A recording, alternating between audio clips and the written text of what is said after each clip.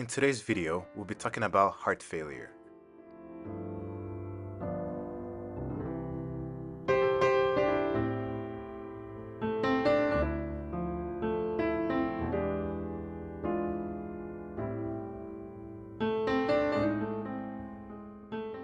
Heart failure is a serious condition that affects millions of people worldwide, and in this video, we will discuss the causes, symptoms, types, and treatment options for this condition. First, let's discuss the causes of heart failure. The term heart failure sounds very terrifying, and I've seen many patients suddenly get filled with this feeling of impending doom whenever they hear that they have heart failure. But heart failure is practically a supply and demand issue. The heart pumps blood to every organ in the body, delivering oxygen. When the demand for oxygen by the body is greater than the supply by the heart, we tend to say that the individual is in heart failure. And the most common cause of heart failure is typically coronary artery disease, also known as heart attack. And this occurs when the body vessels that supply the heart with oxygen and nutrients become narrowed or blocked.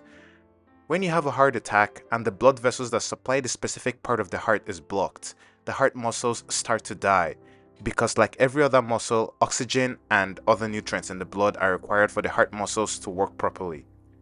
When this part of the heart muscle dies, it fails to pump efficiently or fails to pump at all, and this results in a heart that no longer works efficiently, and ultimately we fail to supply enough blood and oxygen to meet the body's demands.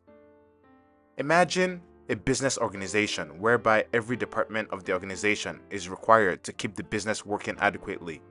If one department fails to work efficiently, for example, if the accounting department or customer service department fails to work, the business will no longer be able to adequately meet the demands of the customers, and ultimately, the business will fail. The same principle applies to a heart failure that's caused by coronary artery disease or heart attack. And this specific example or type is known as a systolic dysfunction type of heart failure. Some other causes of heart failure include chronic and systemic diseases and issues such as high blood pressure or hypertension, as well as diabetes. Processes such as high blood pressure can lead to stiffening of the heart arteries, and because the heart pumps blood into these arteries, the stiffening of the arteries lead to an increased pressure, which ultimately backs up into the heart. Now, the heart must work much harder than usual to pump the same amount of blood into these stiffer arteries, and because the heart does not sleep or rest, the excess pressure will ultimately lead to changes within the muscles of the heart that will make it thicker, affecting the heart chambers and affecting the filling abilities of these heart chambers, and eventually the heart will tire out and ultimately fail. Imagine being used to drinking out of a large straw, then all of a sudden you switch to a narrower straw. You will need extra effort to drink out of this narrower straw, and this is the same principle that applies here. This specific type and example of heart failure is known as diastolic dysfunction, and this is different from the method of heart failure described earlier, which was the systolic dysfunction. Some people may also have heart failure due to structural problems within the heart, such as congenital heart defect or heart valve disease. Symptoms of heart failure develop due to failure of the heart to adequately pump blood forward, and this ultimately leads to blood backflowing. The symptoms include things like shortness of breath, as well as a sensation of shortness of breath that occurs upon lying down flat and is ultimately relieved when sitting up, and this is known as orthopnea. Some other symptoms include acute shortness of breath that occurs at night, ultimately leading to an increase in the number of pillows that's used to sleep, and this is known as paroxysmal nocturnal dyspnea. Other symptoms include fatigue, which is tiredness, swelling in the legs and ankles that leaves an indentation when you press upon the legs or the ankle, and this is known as pitting edema, as well as other symptoms like rapid or irregular heartbeat.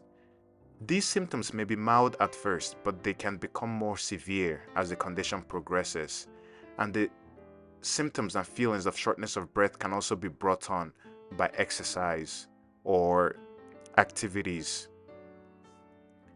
Heart failure treatment is typically based on the stage or the severity of the disease. For stage A or very mild disease, lifestyle modification is typically all that's recommended. These lifestyle modifications include regular exercise, quitting smoking or alcohol consumption, as well as consuming more healthy diets, such as avoiding diets that are high in salt intake. These recommendations and practices also reduce the general risk factors that are known to lead to the progression of heart failure, such as hypertension and diabetes. Other treatment options for heart failure include medications and in some cases surgery as well. Surgery examples include things like a heart transplant or a left ventricular assist device known as LVAD, which may also be necessary. It's important to note that heart failure can be managed with proper treatment and lifestyle changes, but it cannot be cured. However, with the right care, people with heart failure can lead fulfilling and active lives. Patient education and self-management programs can also be beneficial in improving outcomes and quality of life. Early diagnosis and treatment can also help improve outcomes and quality of life. In summary, heart failure is a supply and demand issue.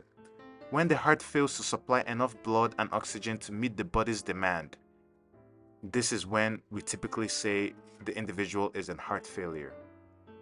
It's also important to note that heart failure symptoms can present differently in different people and can also be classified as two types: systolic heart failure and diastolic heart failure. Systolic heart failure refers to problems with the heart's pumping abilities, while diastolic heart failure refers to a problem with the heart's filling abilities. Symptoms of heart failure include shortness of breath, orthopnea, paroxysmal nocturnal dyspnea, hidden edema, fatigue, irregular heartbeats, and many more. Management options include lifestyle modifications, medications, and surgery. Patient and family members' education is very beneficial in tackling heart failure because of the required lifestyle modifications that help prevent the worsening of the condition. It is also important that patients try to weigh themselves daily or as frequent as possible and let their physician know if they notice weight gain of greater than 4 to 5 pounds or 2 kg within 3 days. Also recognizing any signs of worsening heart failure and let their physicians know as soon as possible. Thank you very much for taking the time to watch today's video. Let me know in the comments if you have any questions or any comments on how I can improve the video moving forward. Hope you have a great day. Bye.